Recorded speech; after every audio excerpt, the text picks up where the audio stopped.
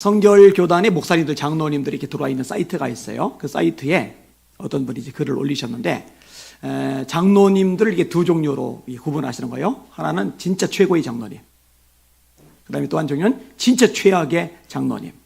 자, 한번 들어보세요. 장로란 존재가 과연 교회 안에서 얼마나 필요한 존재인가? 아니면 인간이 만들어 놓은 필요하기에 의해서 교회의 성장에 방해가 되고 교회와 목회자를 힘들게 하는 존재로 전락하고 말하는가?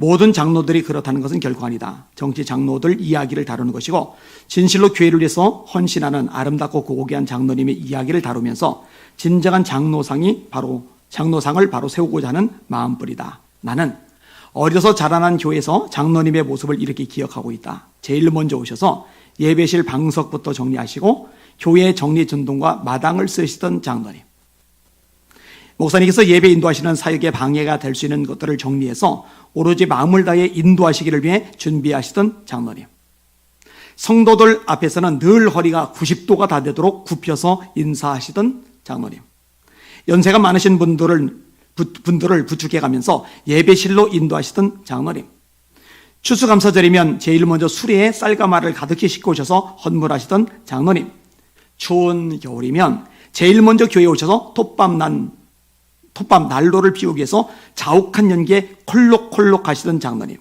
예배 시간에 연기로 인해서 성도님들이나 목사님이 고통을 겪지 않도록 2시간 전에 난로불을 피우고 문을 열어 환기시켜 놓으시던 장로님, 대표 순서가 되시면 토요일 저녁에 교회에 오셔서 기도를 준비하시던 장로님, 대단하죠. 이런 장로님에 대한 추억을 이분이 가지고 계신 거예요. 말로 닿을 수 없는 장로님의 아름다운 모습을 보면서 자랐는데, 오늘의 장로들의 모습은 어떤가? 목사의 존재가 교회의 가장 중요한 존재이듯 장로의 존재도 디딤돌과 기초돌이 안 되면 방해하는 바위 역할을 할 것이다. 요즘 장로 없는 교회를 꿈꾸는 이들이 너무나 많아지고 있다. 그 이유를 목회자나 장로든 곱씹으면서 되돌아 봐야 한다. 자, 다른 걸 읽어드릴게요. 같은 분이 쓴 거래요. 나의 출신교회의 장로님은 참으로 존귀하신 장로님이셨다.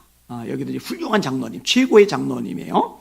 교회 건축을 하던 중 건축 자금이 없어서 유리창도 끼우지 못하고 나이트로 가로막는데 나이트로 가로막는 게 뭔지 모르겠어요. 나이트로 가로막는다. 천장도 못해서 석가래가 그대로 보이는 예배당에 들어오실 때마다 자신의 죄라고 자책하시던 장로님이 생각난다. 자신의 논을 팔아 가장 기본적인 창문과 천장을 하시고 나서야 조금은 안심하시던 모습이 참으로 감동적이었다. 신방하실 때면 항상 목사님을 모시고 다니면서 목사님께 음료수 한 잔 대접하기 어려운 집이 있을 경우는 미리 음료수를 사다가 신방 받을 집에 주고는 목사님 대접하라고 하시고는 시치미를 뚝 떼고 함께 신방하시던 장로님이셨다. 정치권이 남하면서 목에 힘주는 장로들 틈바구니 속에서 목회하는 나는 바로 이런 장로님이 그립다. 그러면서 이제 비판적인 이야기를 하는 거예요. 나는 중소도시에서 전도사로 심호하면서 너무나도 충격을 받아 지금까지도 그때의 악몽 같은 일을 기억하고 있다. 본인이 전도사, 부교육자로 사역하면서 봤던 충격적인 사건.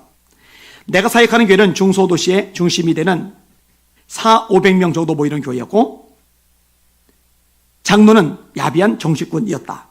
지방 내 목사님들에게 반말로 찍찍거려도 누구 하나 말 못하는 더러운 정치꾼 장로였다.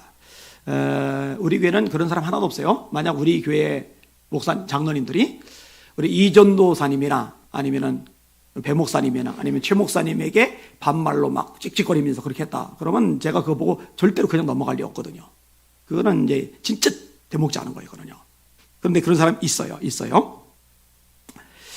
예전에 이상대 목사님이 그런 얘기 하더라고요. 지방교회를 갔는데 장로님들이 자기네 담임 목사님 얘기하면서 그 목사 어떨 때는 이름 아니면이 이러더래요. 그리고 자기는 이제 젊을 때인데 본인을 향해서도 반말하더래요. 그래서 목사님 그때 그랬어? 그랬구나. 같이 반말하니까 나중에 존댓말 하시더래요. 이렇게. 지방회가 열리던 날 그 공개석상에서 자기 담임 목사의 잘못된 것을 지적하면서 몰아붙이는 것을 보고 충격을 받았다. 그 장로 대단한 장로였다. 지방 내 조물에게 장로들 여러 명 거느리고 있었기에 행동대원도 있었다. 마음에 안 들면 우통 벗어던지고 목사와 싸우자고 강단 앞으로 달려나온 장로를 보면서 충격은 전기 충격기보다 더했다. 나는 그 교회에서 4년 동안 있으면서 장로들의 못 볼 것을 다 보고 사역을 맡았다. 교회 돈을 쓰면서 마치 자기가 천심을 베푸는 양 쓰는 재정장로도 보았고, 자기 사업체의 물건을 연말마다 교인들에게 시상하는 상품으로 강매해서 이득을 챙기는 것도 보았다. 여러분 잘 들으세요. 교회는 내 것을 드리고 헌신하고 충성하고 섬기는 곳이지, 교회를 통해서 이득을 얻을 생각은 손톱만큼도 가지면 안 됩니다. 그거는 본인과 자손 대대로 복이 없어요. 진짜 유익이 없어요. 교회는 훈련과 헌신을 배우는 곳이에요. 이득 볼 생각 하시면 안 돼요. 심지어는 교회에서 목사님에게 도서비를 매달 드렸으니, 교회에서 도서비 목사님께 드렸으니 담임 목사님의 서재의 책을 장로들이나 교인들이 마음대로 갖다 봐도 된다고 주장하는 장로도 있었다. 어떤 장로는 교회에 들어오다가 휴지가 마당에 떨어진 것을 보았다. 그러면 자신이 집어들어 휴지통에 던져 넣어야 하는 것이 기본 상식이 아닌가? 그런데 고래고래 소리를 지르면서 사찰 집사님을 부른다. 교회 돈으로 먹고 살면서 뭐 하느냐고 야단을 친다. 그리고 휴지를 주우라고 소리를 질러대고 교회로 들어가는 장로였다.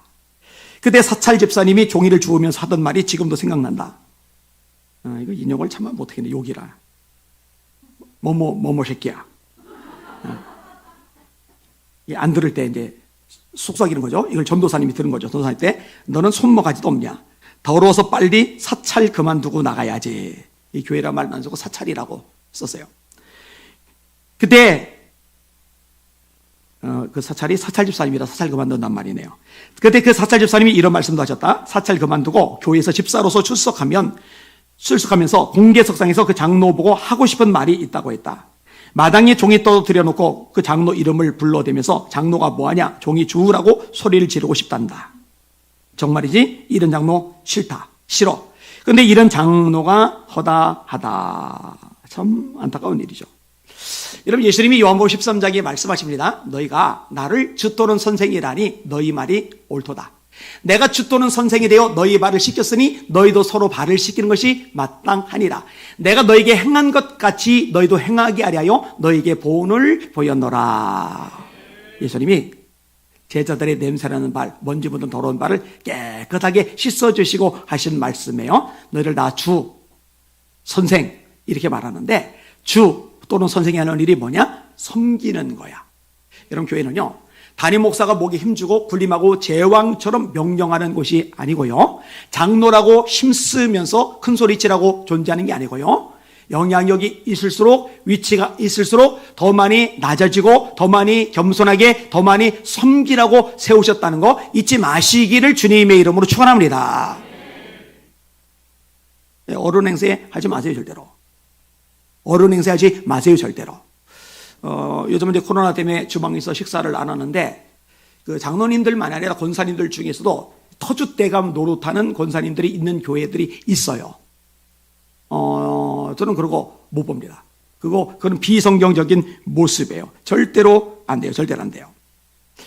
본이 되어야죠. 본이 되어야죠. 뭔가 달라야죠. 그게 리더의 모습이 아니겠습니까?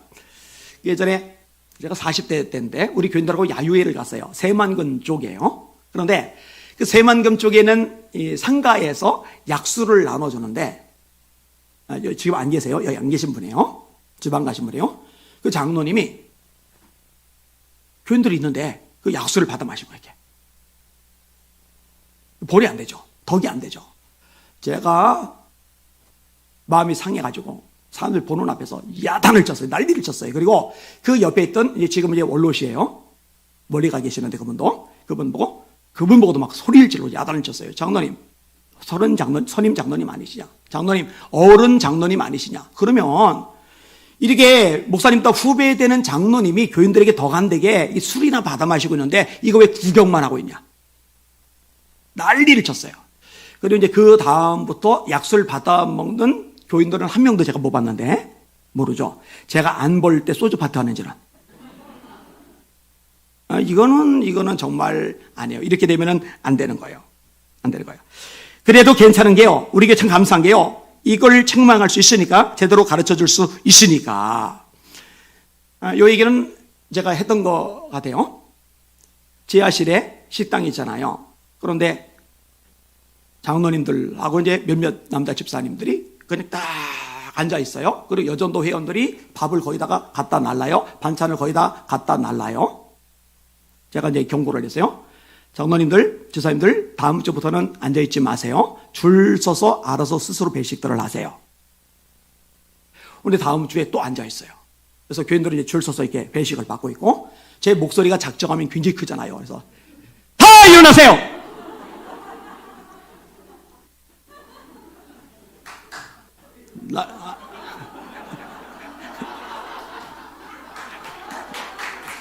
저 뒤에서 우리 연창호 권사님하고 조종훈 집사님이 장난쳐요. 일어났어요. 이렇게. 그리고 그 다음 주부터는 전부 다 일어서서 배식을 해요. 그럼 저는요. 예, 저도 일어나서 줄 서가지고 배식을 해요. 새치기 한 적 없어요. 그리고 여러분 아시다시피 저는 팔이 하나라 쟁반에다가 이걸 들면은 숟가락 젓가락도 못 들어요. 그래서 숟가락 젓가락은 주머니에다 놓고 그 다음에 이걸 들고 그 다음에 이걸 들었으면 저는 왼손으로 국을 못 들어요. 그러니까 이거 갖다 놓고 또 다시 국을 갖다 놓고 이래요. 근데 장로님들 집사님들 보고 일어나라고 해놓고는 제가 그렇게 앉아있으면 안 되잖아요. 그죠? 그럼 누가 앉아서 대접을 받아야 되느냐? 세신자들. 아멘? 그 다음에 연세 많으신 분들. 아멘? 그 다음에 다리, 몸 불편하신 또 장애 가지신 분들. 아멘? 그래야죠. 얘기했잖아요. 우리 교회는 괜찮다고 그래도. 저기 우리 교회는 당회실 문이 1년 내내 열려 있어요. 거기에 애들이 들어서 공부하고 막 떠들고 장난치고 다 해요. 당회실만 그러냐? 우리에게는 담임 목사실, 목회실도, 목양실도 1년 내내 열려 있어요. 저는 어제 토요일 날도 보니까 저도 없는데 알아서 거기서 얘기하고 있는 분들 있더라고요. 저 그거 뭘 안 해요. 쓰세요. 교회 공간 모자란데 마음대로 쓰세요. 근데요, 제가 이제 다른 교회를 가다 보면은요, 당회실을 제일 좋은 자리에다가 널찍하게 해놓고요, 1년 내내 잠궈놔요. 왜 그걸 잠궈놔요, 그렇게? 쓰도 내버려 두면 얼마나 좋아요. 그게 얼마나 좋아요. 그리고 주일날 거기 앉아서 뭔 얘기들을 해요? 여러분 장로님들은 거기 앉아서 얘기하고 있으면 안 돼요. 주일날은 어떻게 되느냐? 새로 오는 사람들 가는 사람들 일일이 다 인사하면서 말 걸어주면서 누가 혹시 소외되지 않나? 누가 혹시 뚝 떨어져 있지를 않나? 누가 혹시 기도가 필요하지 않나? 격려가 필요하지 않나? 커피 한 잔이라도 뽑아줘야 되지 않나? 이거 수시로 막 살피면서 여기저기 돌아다니면서 정신없어야지 왜 장로들끼리 모여서 쑥닥거립니까? 이건 이상한 거예요. 이건 잘못된 거예요. 따라합시다. 하나님의 사람은 직분이 생길수록 섬기는 자가 되어야 된다. 잊지 마시기를 주님의 이름으로 축원합니다. 네, 이거 절대로 헷갈리면 안 돼요. 왜 이런 현상들이 생기느냐? 간단해요. 본질을 잃어버려서 그래요. 본질을 잃어버리니까 엉망이 되는 거예요. 다 망가져가 버리는 거예요. 오늘 설교 제목 따라합시다. 본질을 잃으면 모든 것이 다 망가진다. 한 번 더요. 본질을 잃으면 모든 것이 다 망가진다. 아멘. 자, 초대 예루살렘께 문제가 생겼어요. 구제 문제 때문에 헬라파 과부들이 있고 히브리파 과부들이 있는데 헬라파 과부들이 상대적인 박탈감을 느끼면서 어수선해진 거예요. 아니, 초대교회로 돌아가자. 모든 교회의 모델, 모든 교회의 원형인데 그래서 초대교회로 돌아가자고 그러는데 그 초대교회에 문제가 있는 거예요. 여러분 이건 당연한 거예요. 왜냐? 이 교회를 구성하는 저와 여러분들이 완벽한 성인 군자들만 모인 게 아니라 연약한 한계와 문제를 가진 사람들이 모여있기 때문에 문제가 없을 수는 없는 거예요. 이런 바울서신을 읽어보면요, 교회들마다 문제없는 교회들이 없어요. 자, 고린도 교회는 어떤 문제가 있느냐? 파가 4개나 있어요. 바울파, 게바파, 아볼로파. 아볼로는 성경 박사예요. 바나바는 굉장히 존경받던 사도이죠. 인격이 굉장히 훌륭해요. 바울은 뭐 설명할 여지가 없죠. 대표적인 인물이죠. 아니다, 바나바는 빼야 된다. 게바는 베드로죠. 베드로, 예수님의 수제자란 말이에요. 자, 그러니까 나는 바울파야, 나는 게바파야, 나는 아볼로파야. 그러니까 한 종류가 또 나와요. 그래, 우리는 더 대단한, 우리는 그리스도파야, 예수님파야. 이들에 대해서 바울 사도가요, 아주 적나라하게 가르칩니다. 바울 눈치 안 보잖아요. 이렇게 말합니다. 형제들아, 내가 신령한 자들을 대함과 같이 너에게 말할 수 없어서 육신에 속한 자, 곧 그리스도 안에서 어린아이들을 대함과 같이 하노라. 너희들은 신령한 자가 아니야. 너희들은 영적으로 성숙한 자가 아니야. 너희들은 육에 속한 그리스도인이야. 영적인 어린아기들이야. 대놓고 말하는 거예요. 너희는 아직도 육신에 속한 자로다. 너희 가운데 시기와 분쟁이 있으니 어찌 육신에 속하여 사람을 따라 행함이 아니리요. 내가 너희를 저주로 먹이고 밥으로 아니하였노니 이는 너희가 감당하지 못하였음이거니와 지금도 못하리라. 너희들은 지금도 영적 애기들이야. 너희가 내 분쟁이 있잖아. 시기가 있잖아. 이렇게 얘기를 하는 거예요. 갈라디아 교회에도 문제가 있어요. 이 갈라디아 교회는 어떤 문제가 있었느냐? 바울을 통해서 복음을 들었고 이 복음을 붙잡았던 교회인데 잘못된 가르침을 가진 사람들이 들어와 쏙닥거리니까 여기에 넘어가 버리는 거예요. 이걸 바울이 아주 호되게 야단을 칩니다. 그리스도의 은혜로 너희를 부르시는 이를 이같이 속기 떠나 다른 복음 따르는 것을 내가 이상히 여기노라.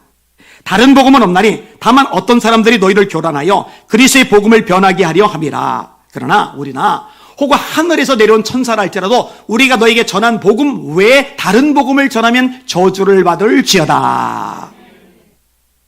그러니까 전제는 뭐냐? 문제가 아예 없는, 문제가 하나도 없는 교회는 없다. 그거는 불가능하다. 이게 이제 대전제예요. 근데 다만 복음을 향해서, 본질을 향해서 우리가 달려가는 거죠. 여기에 집중을 하는 거죠. 자, 다시 원점. 예루살렘 교회에 문제가 발생을 했어요. 구제 문제 때문에. 이때 어떻게 하느냐? 본질을 찾고 여기에 집중을 하는 거예요. 12사도가 모든 제자를 불러 이르되 우리가 하나님의 말씀을 제쳐놓고 접대를 일삼는 것이 마땅치 아니하니 형제들아 너희 가운데서 성령과 지혜가 충만하여 칭찬받는 사람 7을 택하라. 우리가 이 일을 그들에게 맡기고 우리는 오로지 기도하는 일과 말씀 사역에 힘쓰리라. 그러니까 이게 원망을 많이 하니까 우리 목회자들이 신경을 더 쓰자. 히브리파 과부들이 좀 더 혜택이 돌아가도록, 좀 더 구제비를 받도록 우리 목회자들이 열심히 쫓아다니면서 뒷바라지하고 과부들 보살피고 좀 이렇게 음식도 또 물질도 나눠보내고 우리가 이런 일을 하자. 이게 해답이 아니에요, 이거. 이거 해답이 아니에요. 그럼 해답은 뭐냐? 우리가 하나님의 말씀을 제쳐두고 공궤를 일삼는 것이 마땅치 아니하니라. 본질로 돌아가는 거예요. 우리가 할 일이 뭐지? 사도들이 할 일이 뭐지? 목회자들이 할 일이 뭐지? 두 가지예요. 말씀 전하는 것과 기도하는 것과 말씀 사역에 전념하리라. 할렐루야. 두 가지 전념하는 대로 돌아가요. 하나는 기도에 전념하는 겁니다. 여러분 잘 들으세요. 우리 교회가 강력해지려면, 한국 교회들이 강력해지려면 목회자들이 기도하는 일에 목숨을 걸도록 성도들이 그걸 요구를 해야 돼요. 목사님, 우리한테 더 신경 써주세요. 우리 과부들 더 관심 좀 가져주세요. 우리 구제비가 좀 더 필요한데 목사님이 이런 거 좀 개입해서 좀 해결해 주세요. 이게 아니라 목사님은요, 기도하는 거, 이 본질의 모든 것을 올인해 주세요. 이렇게 가야 돼요. 여러분, 예수님이 굉장히 바쁘세요? 근데 굉장히 바쁘신 예수님이 굉장히 집중하시기에 뭐냐? 새벽 기도, 철야 기도, 산 기도, 들판 기도, 십자가의 죽음 앞두고 또 기도, 공생애 앞두고 40일 금식 기도, 겟세마네 동산에서 십자가 죽음 앞두고서 얼마나 간절히 기도했는지 우리 알잖아요. 심지어 십자가에 매달려서도 기도하신 예수님의 모습이잖아요. 예수님의 가장 많은 가르침은 하나님 나라, 두 번째로 가장 많은 가르침은 기도예요. 기도. 특히 종말론적인 비유, 재림에 대한 비유를 말씀하실 때 한 번도 안 빠지는 내용이 뭐냐? 그런즉 깨어 있어라, 기도하라. 이거예요. 이거. 여러분, 예수님이 제자를 지키는데 뭘로 지키세요? 기도로 지키세요. 누가복음 22장 시몬아, 베드로죠. 시몬아, 사단이 밀가부로 달고 너를 내게 청구하였노니라. 청구하였으나 내가 너를 위하여 믿음 떨어지지 않기를 기도하였노니 너는 돌이킨 후에 형제를 굳게 하라. 출애굽기 17장에 모세가 산에 가서 기도하죠. 여호수아가 군인들과 내리고 아말렉과 싸우죠. 여러분, 승리가 여호수아의 전략에 달린 게 아니에요. 군인들의 용맹함에 달린 게 아니에요. 그들의 무기에 달린 게 아니에요. 놀랍게도 승리와 패배는 100% 기도하는 모세의 손에 달렸어요. 모세가 기도하면 이겨요. 근데 모세가 힘들다고 기도를 중단하면 져요. 다시 기도하면 이겨요. 힘 빠지면 져요. 그러니까 아론과 훌이 뭘 해주느냐? 이 모세가 기도에만 전념하도록 나머지 힘이 되어주는 거예요. 여기 앉으세요. 바위 갖다 앉게 하고 양쪽에서 팔 받들어주고 본인들 팔 얼마나 아플까. 근데 본인들은 팔이 아프지만 모세는 양쪽에서 받들어주니까 끝까지 버틸 수가 있단 말이에요. 그러니까 최종적인 승리를 거둬요. 여기서 여호와 니시, 여호와는 나의 깃발, 여호와는 나의 승리라는 말이 나오거든요. 여러분, 한국교회가 승리하려면 목회자들이 기도에 목숨을 걸어야 됩니다. 여러분, 우리나라 1세대 목사님들은 학력이 낮았죠. 신학교 출신들이 많아요. 외국 유학생들 없어요. 그죠? 그러다 보니까 설교도요, 수준이 좀 떨어졌어요. 뭐 유창하지도 않고, 문법적으로 화려하지도 않고, 뭐 섬세하지도 않고, 학술적이지도 않고, 투박해요. 그래서 거칠어요. 또 목에서는 막, 이 쇳소리가 막 팍팍 나죠, 막. 할렐루야! 막 이래가지고 그냥. 그죠? 근데요, 목사님들 기도 진짜 많이 하셨어요. 근데 지금은요, 유학파, 학술적인 설교 수준 있고, 예와 인용 기가 막히고, 근데 기도를 안 해, 기도를. 하루에 30분도 안 하는 사람들도 많아요. 여러분, 잘 들으세요. 모세가 기도할 때 백성들이 승리를 거두는데, 담임 목사가 기도할 때 성도들도 승리합니다. 담임 목사가 기도 안 하면 성도를 비참한 거죠. 불쌍한 거죠. 불행한 거죠. 그러니까요, 교회에서 성도들이요, 교회에서 장로님들이요, 목사님한테 눈에 불을 켜고 요구하는 게 뭐냐? 목사님, 나머지 다 책임져 줄 테니까, 우리가 알아서 해줄 테니까, 목사님, 기도에 전력해 주세요. 기도에 목숨 걸어 주세요. 제발 기도 많이 해 주세요. 이거 요구해야 돼, 이거. 그 다음에 뭘 집중하느냐? 말씀 사역에 전념하리라. 제가 신학교 보면서 가슴앓이 하는 것 중에 하나가 이건데, 칼바르트를 배워요. 브루노를 배워요. 불트만을 배워요. 슐라이 에르마를 배워요. 칸트를 배워요. 헤겔을 배워요. 그런데 성경을 읽게 주질 않아요. 신학교 4학년 졸업하면서 성경을 한 번도 안 읽고 졸업하는 사람이 절반 이상. 그러면 도대체 교회 가서 전도사가 되는데 애기들한테 뭘 가르칠까? 얘들아, 오늘은 슐라이 에르마흐에 대해서 너희들에게 알려줄게. 사랑하는 학생 여러분, 폴 틸리에가 그리스도 사상사라는 책에서 영혼도 다 죽어버리죠. 여러분, 영혼들에게, 아이들에게 필요한 건 말씀입니다. 말씀이 들어가야 거듭나죠. 말씀이 들어가야 영적 성장이 되죠. 말씀이 들어가야 죄를 이기죠. 말씀이 들어가야 악한 마귀 쫓아내죠. 말씀이 들어가야 하나님의 복을 받죠. 이거 제가 늘 얘기하는 거잖아요. 너희가 거듭난 것이 썩어질 씨로 된 것이 아니요 썩지 아니할 씨로 된 것이니 하나님의 살이고 항상이는 말씀으로 된 것이리라. 거듭나야 천국 가는데, 거듭나야 천국 보는데, 요한복음 3장 5절 3절, 그런데 말씀으로 거듭난다. 갓난 아이들같이 신령하고 순전한 젖을 삼아라. 주의 말씀은 내 발의 등이요 내 길의 빛이니이다. 내가 주께 범죄하지 아니하리요 주의 말씀을 내 마음에 두었나이다. 청년이 무엇으로 그 행실을 깨끗하게 하리까? 주의 말씀을 따라 삼갈 것이니이다. 다 말씀. 하나님의 말씀은 살아있고 운동력이 있어 좌우의 날선 어떤 검보다 예리하여 혼과 영과 및 관절과 골수를 찔러 쪼개기까지 하며 또 마음의 생각과 뜻을 감찰하나니 지으신 것이 하나라도 그 앞에 나타나지 않으면고 오직 만물이 우리를 상관자의 눈앞에 벌거벗같이 드러나느니라. 네가 어려서부터 성경을 알았나니 이 성경은 능히 너로 하여금 그래서 예수님은 믿음으로 말미암아 구원에 이르는 지혜가 있게 하느니라. 모든 성경은 하나님의 감독으로 된 것으로 교훈과 책망과 바르게 함과 의로 교육하게 유익하니 이는 하나님의 사람으로 온전하게 하며 모든 선한 일을 행할 준비를 갖추게 하려 하심이니라. 성령의 전율갑조 진리의 의의 오신경 평안의 복음에 준비하신 구원의 투고 믿음의 방패로 악한 자의 모든 불화살을 소멸하고 호신무기 방어무기 우리도 공격해야죠. 마귀를 쪼개야죠. 쫓아내야죠. 성령의 검 하나님의 말씀을 가져라. 그럼 성도들이 말씀으로 무장을 해야 되는데 생각을 해봐요. 목회자가 말씀이 없으면 뭘 전해요? 그러니까 저요, 예전에 목사님들 설교를 진짜 많이 들었어요. 공부한다고. 저는 최고의 설교자, 능력 있는 설교자, 스펄전에 반만큼만 설교도 원하니 소원이 없다고 할 만큼 그런 어떤 강렬함이 있으니까 김동호 목사님 설교도 제가 많이 읽었어요. 옥하는 목사님 설교 많이 읽었고, 얼마 전에 돌아가신 김성관 목사님 설교 많이 읽었고, 조영기 목사님 설교, 하용조 목사님 설교, 하여튼 하여튼 나름대로 이름 좀 있다는 목사님들 설교를 다 읽고 또 읽고 막 진짜 많이 읽었어요. 많이 들었어요. 그러다 보니까 설교 패턴이 다 정리가 돼요. 조용기 목사님 설교는요, 어떤 본문을 선택하든지 패턴이 똑같아요. 죄 아래 놓여있는 인간의 비참함, 예수 그리스도를 통한 구원, 성령의 능력을 통한 삼박자 축복, 이 패턴으로 다 해석이 돼요. 오카는 목사님은 이 본문을 다 이렇게 분석을 하는 스타일, 김동원 목사님은 제가 처음에 되게 좋아했는데 이분은 굉장히 통찰력이 있어요. 센스가 어마어마해요. 현대인들 가슴을 막 이렇게 울리는 이 섬세하게 터치하는 이게 강력해요. 그런데 이분 설교는 성경 풀어주는 게 없어요. 처음에는 굉장히 좋아했는데 나중에는 이분 설교는 1년 내내 들어도 성경 지식은 하나도 안 쌓인다.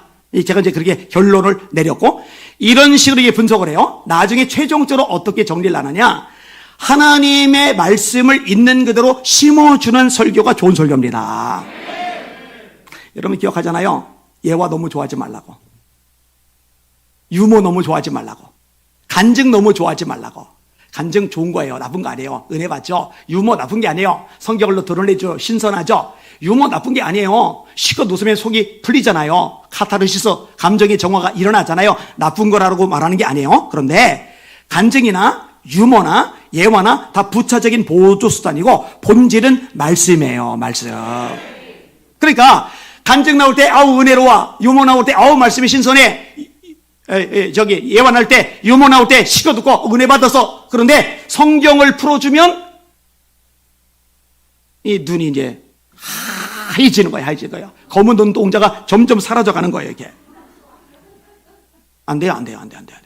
여러분, 말씀 풀어줄 때 말씀을 가장 맛있게 받아 먹는 여러분들 되시기를 주의 이름으로 축원합니다. 솔직히 대답해 보세요.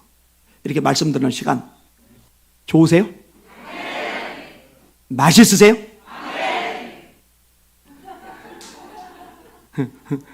조그만 눈 뜨고서 째려보면서 물어보니까 여러분, 말씀 자체.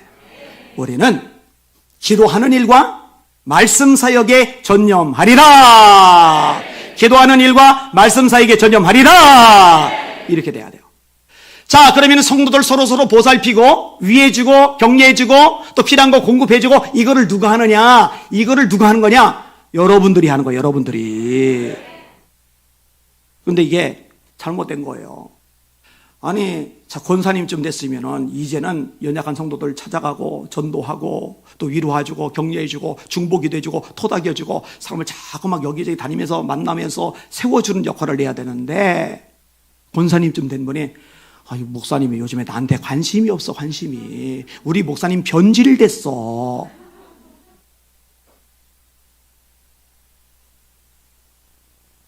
이런다니까요. 진짜로. 아니, 언제까지 90세 권사님 될 때까지 그렇게 챙겨줘요? 언제까지 이거 뭔가가 이상해요. 뭔가가 잘못됐어요. 제가 상해 쪽에 가서 말씀을 전했어요. 그 상해에서 목사님이 개척을 하신 거예요. 교회가 엄청나게 부흥을 한 거예요. 그래서 그 교회가 엄청나게 부흥을 하니까 그 목사님이 속한 교단에서 중국 선교 정책을 바꿀 만큼 교단에까지 영향력을 미쳤어요. 자, 제가 간 그해 5월에 LA에서 세계 선교사 대회가 열립니다. 전 세계 선교사님들이 5,000명이나 모여요. 그러니까 어마어마한 규모죠. 저한테 이제 강사로 와달라고 그해 요청이 왔었는데 일정이 안 맞아서 못 간다고 그랬어요.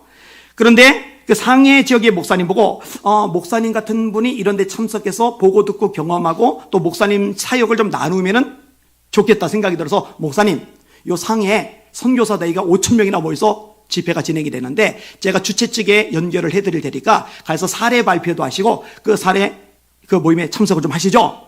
그랬더니 목사님이 선뜻 대답을 못 하세요. 이상하다. 목회는 굉장히 잘하셨는데 이 전체적으로 세계 교회 전체를 바라보는 어떤 시각 같은 것들은 좀 없으신 건가? 이런 생각이 들었어요. 그런데 나중에 그게 부목사님한테 이야기를 들었어요. 왜 목사님이 머뭇거리셨느냐? 내키지 않아서가 아니라 그 교회 중직자들이 상해 그 목사님이 교회에 비우는 것을 질색팔색 해가지고 이게 너무 노골적이라 그 눈치 보느라고 LA에 못 가시는 거예요. 세상에. 여러분, 교회 주인 행세하는 거죠. 여러분, 교회 주인은요, 목회자가 아니라니까요. 장로도 권사도 아니라니까요. 교회 주인은 예수님 뿐이십니다. 그리고 우리는 종으로서 사역을 하는 것 뿐이에요. 아니, 기도해보고 하나님의 감동에 따라 움직여야 되는데 이게 뭐지? 제가 놀랐어요. 그때는 저보다 훨씬 젊을 때이니까. 자, 그러고 있던 중에 국민일보에서 전혀 다른 교회 이야기를 접했어요. 서울 성원교회 장재호 목사님이셨더라고요. 이분이 2달간 미국을 돌면서 10교회에서 부흥회를 인도하고 돌아왔다. 이렇게 이제 기사가 나온 거예요. 이분이 1970년 10월 1일에 서울 옥수동에 전세금 15만 원의 10평 공간에서 개척을 한 거예요. 46년간 목회를 한 거예요. 은퇴 나이를 70을 넘겼어요. 근데 70을 넘겼는데 교회 중직자들이, 장로님들, 권사님들, 성도님들이 목사님 은퇴하지 마세요. 제발 은퇴하지 마세요. 우리 교회에서 사역을 더 해주세요. 오해하지 마세요. 절대로 오해하지 마세요. 저보고 여러분이 그렇게 해달라고 지금 얘기 끄집어내는 거 아니에요. 절대로 그런 마음 없어요. 손톱만큼도 없어요. 어느 정도까지 열정이냐? 장재호 목사 연임 요청의 이유라는 책자를 만드는 거예요. 그리고 교인들에게 배포하고 목사님께도 이 책을 딱 가져가요. 목사님, 우리에게 사임하시면 안 됩니다. 은퇴하시면 안 됩니다. 계속 해주세요. 이 목사님이 요청을 수락하는 대신에 조건이 뭐냐? 1년 중에 6개월은 해외 어려운 곳 다니면서 말씀을 전하고 다니겠다. 목사들과 직접 얼굴을 맞대고 구령성과 바른 목회 세미나를 여는데 내가 전력을 다하고자 한다. 이렇게 한 거예요. 자, 이분이 목회를 하면서 어떤 일이 있었느냐? 대단하더라고요. 1977년에 국제 성은 복음 선교회를 만들어요. 그러더니 이 교회 모든 시스템을 성경 원리로 전도, 선교로 다 몰두를 하는 거예요. 여러분들도 귀에 달도록 들죠? 지금 한국 교회가요, 예수님의 재림을 기다리고 있는데 예수님이 정말 재림한다고 믿으면, 그리고 재림이 임박하다고 믿으면 지금 엉뚱한 데다가 인력, 시간, 에너지, 물질 다 허비할 여유 없어요. 지금 자꾸 점점 쏟아부어서 선교하는데 몰두를 하고 영혼들 건져내는데 전력을 다해야 됩니다. 할렐루야. 이보다 중요한 게 어디 있어요? 이보다 급한 게 세상에 어디 있느냐고요. 자, 국제성은 복음 선교회를 만들어서요, 교회를 세우는데 브라질에 28개의 교회를 세웠어요. 한 교회가. 파라과이에 2개, 아르헨티나에 2개, 중국에 12개, 이런 식으로 해서 세계 곳곳에 100개 이상의 교회를 세워 놓은 거예요. 그리고 120개국을 장 목사님이 돌아다니면서 순회하면서 말씀을 전한 거예요. 여러분, 우리 예수 믿는 성결교회는 상해교회 같은 그런 교회가 되면 안 되고, 요 성원교회 같은 이런 교회가 되어야 될 줄 믿습니다. 본질에 집중해야죠. 아니, 목사님이 이 교회 비우고 이렇게 돌아다니면 우리들은 누가 보살피가뇨? 이런 말도 안 되는 소리를 왜 하느냐고요. 누가 보살펴요? 성도들이 보살피면 되는 거예요. 자, 안디옥 교회에게 존경하죠. 성령께서 감동하셨어요. 바울과 바나바를 선교사로 보내라. 신생교회입니다. 교인수는 꽤 되는데 교인수가 많은 것에 비해서 역사는 짧은 교회. 그러니 뿌리가 깊지를 못해요. 이런 상황에서 담임 목사가 둘뿐인데 다른 도교육자 하나도 없는데 이 2명이 갑자기 쏙 빠져서 세계 곳곳, 전 지역, 유럽 지역, 소아시아 지역 다 돌아다니면, 그러면 이 많은 성도, 뿌리가 깊지 않은 이 교회는 어떻게 하라고? 자, 그러면 어떻게 해요? 이거 회의할 일이에요? 아니죠. 그냥 가요, 둘이. 아니, 그냥 파송해요. 그럼 다니면서 몇 달이고 몇 년이고 복음을 전하다가 돌아와서 목회를 하고, 또 나가서 열심히 돌아다니면서 복음을 전하다가 목회를 하고, 또 다시 나가서 복음을 전하다가 목회를 하고, 그리고 4번째 갈 때는 잡혀가지고 다시는 못 들어와요. 로마로 압송돼 나가죠. 그리고 네로 황제 때 순교를 당해서 죽어버리죠. 그러면 안디옥 교회는 이제 담임 목회자 둘이 그냥 쑥 빠져버렸으니 완전히 무기력해서 주저앉아서 교회에 와야 되고 사라지고 말았느냐? 그러질 않아요. 왜 그러지 않는지 아세요? 이 안디옥교의 출발 자체가 달라요. 성도들이 핍박을 받았거든요. 집을 빼앗겼거든요. 도망자가 되었거든요. 먹고 살 길이 막연하거든요. 잠잘 곳이 없거든요. 그런데 흩어진 그들이 어떻게 살지? 어떻게 잠잘 곳 구하지? 어떻게 직장 구하지? 여기에 머리에 꽉 차인 게 아니에요. 무엇을 먹을까? 무엇을 마실까? 무엇을 입을까? 이거 염려하는데 시간 뺏기는 게 아니에요. 도망간 그곳에서 전도를 하는 거예요. 이때 나오는 말씀이 주의 손이 함께 하심에 허다한 무리가 믿고 주께 더하더라. 그래서 생긴 교회가 안디옥 교회거든요. 그러니까 바울 바나바 둘이 다 빠져나가도 교회는 까딱이 없어요. 왜냐? 그들이 전도하고 그들이 보살피고 그들이 중보기도 해주고 그들이 상담해주고 그들이 보살펴주고 그들이 다 해요. 그러니까 교회가 아무 문제가 없어요. 이게 성경적인 교회이죠. 여러분들이 우리 사랑하는 성도들이 저를 좋아해 주는 것까지는 좋아요. 그런데 너무 이 안희한 목사 의존적인 성도들 되면 안 됩니다. 그건 절대로 건강한 교회도 아니고 주님이 기뻐하시는 교회도 아니에요. 저라는 존재가 어느 날 갑자기 하나님의 부름을 받아 저기 에티오피아 선교사로 쏙 빠져나갔다. 그러더라도 여러분이 영향받지 않고 전도하며 보살피며 서로 중보기도하며 강력하게 뻗어가는 이런 교회를 이룰 수 있기를 주님의 이름으로 축원합니다. 또 오해하지 마세요. 이디오피아로 선교사 나갈 계획인가? 그런 계획 전혀 없어요. 그리고 저는 인간적으로 개인적으로는 하나님 말씀하시면 순종하겠지만은 저는 선교사는 잘 모르겠습니다. 이런 생각은 없잖아요. 있어요. 그죠? 예, 선교지마다 가서 말씀을 전하는 건 좋아요. 올해 원래도 4월에 독일에서 집회를 인도하기로 해서 독일도 교회가 어렵거든요.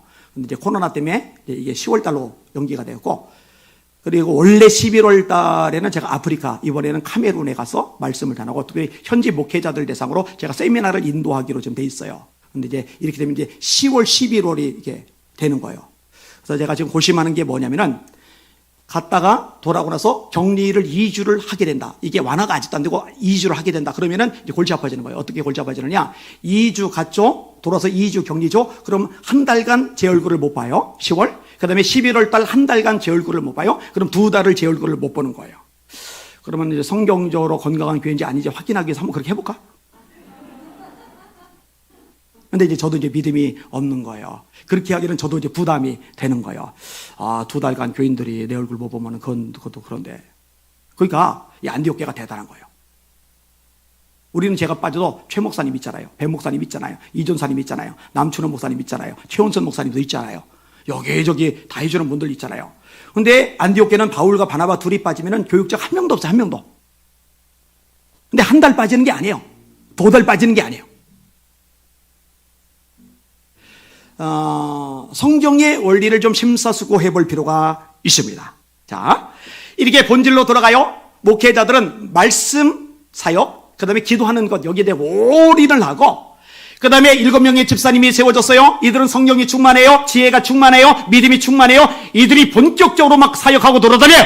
스데반 봐요. 전도하느라 못 걸었죠. 전도하다가 순교당해 죽어버렸어요. 빌립 봐요. 사마리아 다니면서 전도하느라 정신이 없죠. 여러분, 성령이 불받아서 여기저기 가는 데마다 전도자 되시길 주의 이름으로 축원합니다. 그렇게 되셔야 돼요. 그렇게 되셔야 돼요. 그렇게 하니까 자, 마지막 7절 읽고 정리를 할게요. 7절 시작. 하나님의 말씀이 점점 왕성하여 예루살렘에 있는 제자의 수가 더 심히 많아지고 허다한 제사장의 무리도 이 도에 복종하니라. 자, 말씀에 집중을 해요. 기도에 목숨을 걸어요. 그리고 교회에 펑크날 것들, 손 쓸 것들, 신경 쓸 것들은 이 직분자들이 막 뛰어들어가지고 막 정신없이 일을 해요. 이러니까 본질로 돌아가요. 문제가 있었던 예루살렘 교회가 어떻게 되느냐? 하나님의 말씀이 점점 왕성해졌다. 제자의 수가 더 많아졌다. 허다한 제사장의 무리도 이 도에 복종하니라. 이 제사장의 무리는 뭐냐? 교회를 대적하는 거예요. 박해하는 거예요. 핍박하는 거예요. 어려움을 주는 거예요. 잡아들이는 거예요. 죽이도록 승인 떨어뜨리는 거예요. 그래서 교회에 타격을 입히잖아요. 그런데 이 대적자들이 꼬꾸라지는 거예요. 허다한 제사장의 무리도 이 도에 복종하니라. 여러분, 교회가 성경이 원래 말하고 있는 이 본질에 집중을 해서 영적인 권세를 찾으면 세상의 대적자들도 교회 앞에 무릎 꿇게 하시는 하나님의 기적을 보게 될 것입니다. 할렐루야! 할렐루야! 이런 교회로 세워주시옵소서. 이게 저와 여러분의 목표가 되시고 기도 제목이 되실 수 있기를 예수님의 이름으로 축원합니다. 기도합니다. 하나님 아버지, 예수님이 말씀하셨습니다. 내가 이 반석 위에 교회를 세우니 음부의 권세가 지옥의 권세가 이기지 못하리라. 맞습니다. 어디 감히 지옥의 권세 따위가 교회를 넘봅니까? 결국 교회가 약해지고 짓밟히고 조롱당하는 것은 본질을 벗어나기 때문 아닙니까? 하나님, 우리 예수 믿는 성결교회가 말씀대로 세워지는 본질을 잡는 교회 되게 하여 주시옵소서. 하나님, 우리 한국교회들이 말씀에서는 본질을 찾는 교회들로 세워지게 하여 주시옵소서.